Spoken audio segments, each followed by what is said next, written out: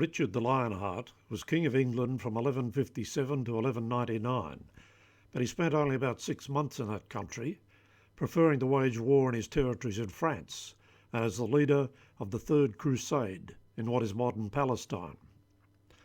His mum and dad called him Richard, but he earned the title Lionheart when he became a great warrior.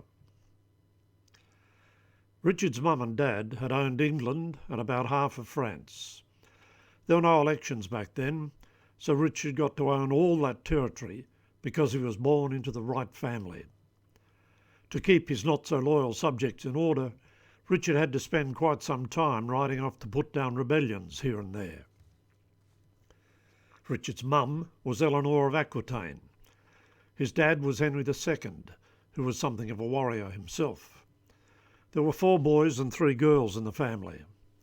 The girls would be married off to make political alliances, whether they liked the bloke or not, while Henry thought it was his job to bring up his sons to be soldiers. Richard was the best of Henry's warrior sons, though he wouldn't have become king unless his 2 older brothers had died. In Richard's time, people believed in what was called the divine right of kings. Their right to rule came from God, not from election by the people. In practice, the greatest monarchs were those who were the best soldiers. Richard decided to join the Third Crusade, which aimed to recapture Jerusalem from the Muslims, who were called Saracens in those days. He and Philip, the King of France, agreed to go together and spent some time preparing for the expedition. They had to build war machines, raise their armies, and work out how to get them to the Holy Land, and how to feed them. The Saracen leader was the brilliant Saladin. He knew that another Crusader army was on the way to capture Jerusalem, so he spent some time getting his mind right to confront the challenge. That led to some sleepless nights, but Saladin was confident that he could hold off the invaders. Months later, the Crusaders were on their way, though you can be sure that Saladin had his spies who were gathering as much information as they could about their opponents. One of Richard's early victories was at the town of Acre. Leopold of Austria had been banging his heads against the wall of Acre for some time before Richard arrived. When the town fell, he thought he was entitled to some reward, so he planted his flag on the walls to claim that reward. Richard disagreed and pulled down Leo's flag. Leo swore revenge, and Richard would regret his actions later on. Moving on towards Jerusalem, Richard won a battle against Saladin at Arsuf. The Saracens fought with bows and arrows from their horses.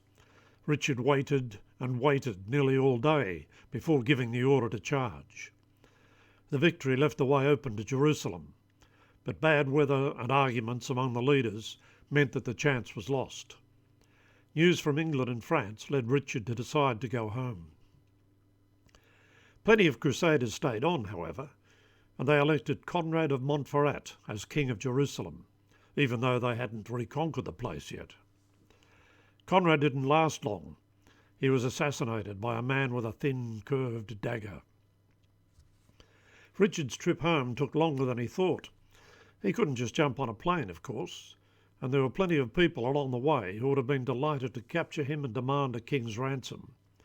That's why he travelled in disguise. But someone saw through the disguise. Rich was captured and handed over to, of all people, Leopold of Austria. It cost a fortune to buy Richard back. Richard died after being hit by a lucky shot with an arrow at the siege of a town called Chalus-Chabrol in France. That led to his nasty little brother John taking over. So was Richard a good king or a bad king? You'll have to read a little more and make up your own mind on that one. Interestingly, queens and kings don't go to war anymore, do they? So what are they good for? Would Richard be a good king these days? There's more information on Richard in my biography of him, available from greenbarrow.com.au.